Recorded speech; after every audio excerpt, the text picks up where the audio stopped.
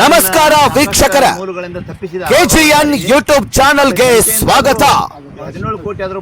ಕರ್ನಾಟಕ ರಾಜ್ಯ ರೈತ ಸಂಘಗಳ ಮಹಾಸಂಘ ಒಕ್ಕೂಟದ ವತಿಯಿಂದ ಶ್ರೀ ಮಲಪ್ರಭಾ ಸಹಕಾರಿ ಸಕ್ಕರೆ ಕಾರ್ಖಾನೆ ನಿಯಮಿತ ಎಂಕೆ ಹುಬ್ಬಳ್ಳಿಯ ವ್ಯವಸ್ಥಾಪಕ ನಿರ್ದೇಶಕರಿಗೆ ಮನವಿ ಪತ್ರ ಸಲ್ಲಿಸಲಾಯಿತು.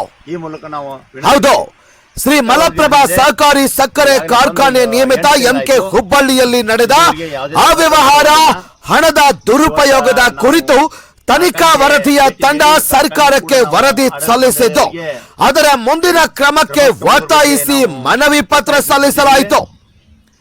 ಹೌದು ಪ್ರಿಯ ವೀಕ್ಷಕರ, ಶ್ರೀ ಮಲಪ್ರಭಾ ಸಹಕಾರಿ ಸಕ್ಕರೆ ಕಾರ್ಖಾನೆ ನಿಮಿತ್ತ ಎಂಕೆ ಹುಬ್ಬಳ್ಳಿಯಲ್ಲಿ ನಡೆದ ಅಪಾರ ಪ್ರಮಾಣದ ಹಣದ ದುರುಪಯೋಗ ಮುಂತಾದ ವಿಷಯಗಳ ಬಗ್ಗೆ ಶ್ರೀ ಮಲಪ್ರಭಾ ಸಹಕಾರಿ ಸಕ್ಕರೆ ಕಾರ್ಖಾನೆಯ ವ್ಯವಸ್ಥಾಪಕ ನಿರ್ದೇಶಕರಿಗೆ ಕರ್ನಾಟಕ ರಾಜ್ಯ ರೈತ ಸಂಘಗಳ ಮಹಾಸಂಘ ಒಕ್ಕೂಟದಿಂದ ರಾಜ್ಯಾಧ್ಯಕ್ಷರಾದ ಶ್ರೀ ಬೀರಪ್ಪ ದೇವಪ್ಪ ದೇಶನೂರು ಹಾಗೂ ಇತರರು ನೀಡಿದ ದೂರಿನ ಅನ್ವಯ ಸಾಕಷ್ಟು ಅವ್ಯವಹಾರ ಮಾಡಿದ್ದರಿಂದ ಮಾನ್ಯ ಸರ್ಕಾರವು ಸಹಕಾರಿ ಇಲಾಖೆಯ ನಿವೃತ್ತ ಅಪರ ನಿಬಂಧಕರಾದ ಶ್ರೀ ಎಸ್ ಎಂ ಕಲೂತಿ ಮತ್ತು ನಿವೃತ್ತ ನ್ಯಾಯಾಧೀಶರಾದ ಶ್ರೀ ಎಸ್ ಸಿ ಇಂಗಳಗಿ ಅವರುಗಳನ್ನ ನೇಮಕ ಮಾಡಿ ಸದರಿ ವಿಷಯದ ಬಗ್ಗೆ ವಿಚಾರಣೆ ನಡೆಸಲು ವಿಚಾರಣಾಧಿಕಾರಿಗಳು ಅಂತ ನೇಮಿಸಿದ್ರು.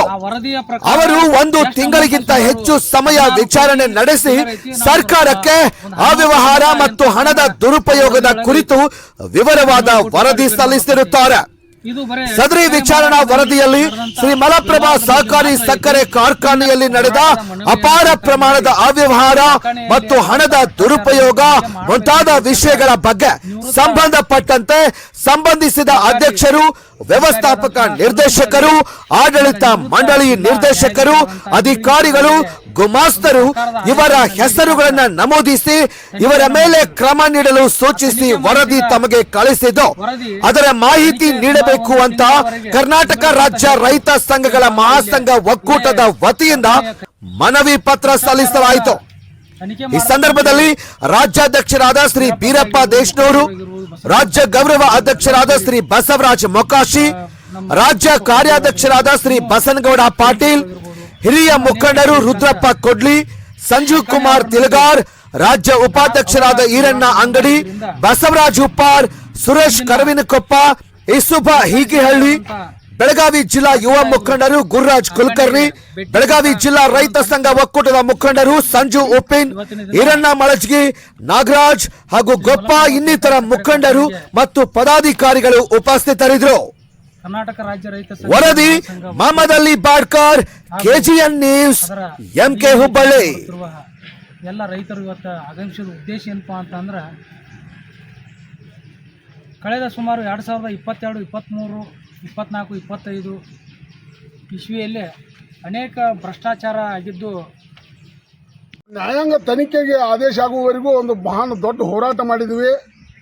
ಇವತ್ತು ಆ ಬಂಡಮ್ ತಾಯಿ ಪುಣ್ಯದಿಂದ ಇವತ್ತು ಏನಾಗಿದೆಪ್ಪ ಅಂದ್ರೆ, ತನಿಖಾ ವರದಿ ಒಳಗೆ ತಪ್ಪಿತಸ್ಥರು ಯಾರ್ಯಾರದಾರಲ್ಲ ಅವ್ರ ಹೆಸರು ಸಗಟ ತಪ್ಪಿತಸ್ಥರು ಇವ್ರು ಅದಾರ, ಇಷ್ಟು ಅಮೌಂಟ್ ತುಂಬಕನ್ನುವಂಥದ್ದು ಸುಮಾರು 17 ಕೋಟಿ ರೂಪಾಯಿ ಅಮೌಂಟ್ ತುಂಬಕನ್ನುವಂಥದ್ದು ಇವತ್ತು ಅವ್ರ ಕಡೆಯಿಂದ ತುಂಬಿಸುವರಿ, ಅವ್ರ ಮೇಲೆ ಕ್ರಿಮಿನಲ್ ಮೊಕದ್ದಮೆ ದಾಖಲು ಮಾಡಿ ತುಂಬಿಸುವರಿ ಅನ್ನುವಂಥದ್ದನ್ನು ತನಿಖಾ ವರದಿ ಒಳಗೆ ಕೊಟ್ಟಿದ್ದಾರೆ. ಆದರೆ ತನಿಖಾ ಮಂಡಳಿ ಮತ್ತು MD ಅವರು ಕ್ರಮ ವಹಿಸಬೇಕಂತ ಕೂಡ ಅದ್ರಾಗ ಸ್ಪಷ್ಟವಾಗಿ ಬರೆದಂಥ ಒಂದು ವಿವರಣೆ ಅದರೊಳಗೆ ಐತಿ. ಆದರೂ ಕೂಡ 2 ತಿಂಗಳ ಹಿಂದೆ ಇದು ವರದಿ ಬಂದರೂ ಕೂಡ ಇಲ್ಲಿವರೆಗೆ ಅದು ತನಿಖೆ ಆಗಿ ಅದಕ್ಕೆ ಏನು ಕ್ರಮ ತೊಗೊಂಡಿರಿ ಅನ್ನೋದು ನಾವು ಹೋರಾಟ ಮಾಡಿದಂಥ ವ್ಯಕ್ತಿಗಳಿಗೆ ಗೊತ್ತಾಗದೇ ಇದ್ದದ್ದಕ್ಕೆ ಇವತ್ತು ಕಾರ್ಖಾನೆ MD ಸರ್ಗೆ ನಾವು ಮನವಿಯನ್ನು ಕೊಟ್ಟಿದ್ದೇವೆ. ಏನಂತ ಅಂದ್ರೆ, ಆ ವರದಿಗೆ ನೀವು ಏನು ಸೂಕ್ತ ಕ್ರಮ ತೊಗೊಂಡಿದ್ದೀರಿ ಅದನ್ನು ನಮಗೆ ಮಾಹಿತಿ ಕೊಡ್ರಿ ಅಂತ ಹೇಳಿ. ಒಂದು ವೇಳೆ ಆ ಈ ಮಲಪ್ರಭಾ ಸಹಕಾರಿ ಸಕ್ಕರೆ ಕಾರ್ಖಾನೆಯ ಆಡಳಿತ ಮಂಡಳಿಯವರು ಆಮೇಲೆ ವ್ಯವಸ್ಥಾಪಕ ನಿರ್ದೇಶಕರು ಏನು ಮಾಡತ್ತಾರ ಅನ್ನೋದು ನಮಗೂ ತಿಳಿದಾಗೈತಿ. ಯಾಕಪ್ಪ ಅಂತಂದ್ರೆ,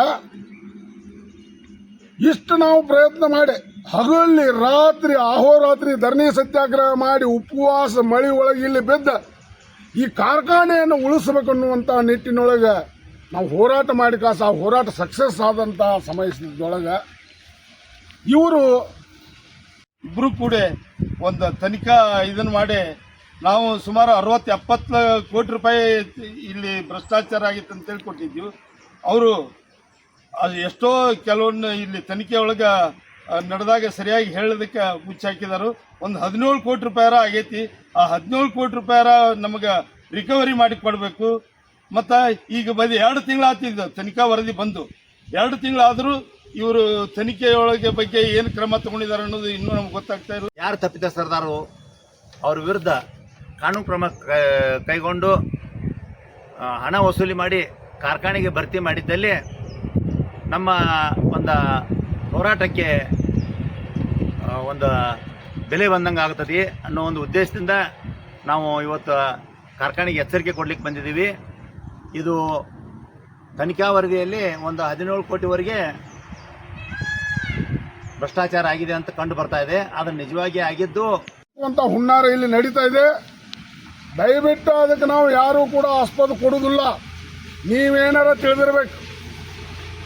ಇವ್ರು ಹೋರಾಟಗಾರರು ಮಾಡಿದ್ರು, ಅವ್ರೇನು ನಾವು ಇದನ್ನು ಮುಚ್ಚಿ ಹಾಕಿರೋ ಅವ್ರು ಹೋಗ್ತಾರ ಅಂತ ಏಕಾಸ ನಿಮ್ಮ ತಲೆಯಾಗಿನ ತೆಗೀರೋದನ್ನ. ನಮಗೂ ಕಾನೂನು ಗೊತ್ತೈತಿ. ಕಾನೂನು ನಿಮಗೆ ಎಷ್ಟು ಗೊತ್ತೈತಿಲ್ಲ ಅಷ್ಟು ನಮಗೂ ಕಾನೂನು ಗೊತ್ತೈತಿ. ನೀವೇನಾದರೂ ಇದನ್ನು ತನಿಖೆ ಮಾಡಿ ತಪ್ಪಿತಸ್ಥರಿಗೆ ಶಿಕ್ಷೆ ಮಾಡಿ ಆ ರೊಕ್ಕ ನೀವು ಹೊಳ್ಳಿ ದುಡ್ಡು ಹೊಳ್ಳಿ ಫ್ಯಾಕ್ಟ್ರಿಗೆ ತುಂಬಿಸ್ಲಿಲ್ಲ ಅಂತಂದ್ರೆ ಮಾಡ್ತೇವೆ. ಆಮೇಲೆ ನಾವ ಸ್ವತಃ ಹೈಕೋರ್ಟ್ಗೆ ಹೋಗಿ ಕಾಸು ದಾವೆ ಮಾಡುವಂಥ ಕೆಲಸನೂ ನಾವು ಮಾಡ್ತೇವೆ. ನಾವು ಜೇರು ಕಟ್ಟ ಅವಾಗ ಮಾಡಿದ್ವಪ್ಪ ಅಂದ್ರೆ ನಿಮ್ಮ ಪರಿಸ್ಥಿತಿ ಏನಾಗ್ತೈತೆ ಅನ್ನೋದಂಥದ್ದು ವಿಚಾರ ಮಾಡಿಕೊಡಿ. ದಯವಿಟ್ಟು ಇದಕ್ಕೆ ಯಾವುದಕ್ಕೂ ಆಸ್ಪದ ಕೊಡಬೇಡ್ರಿ.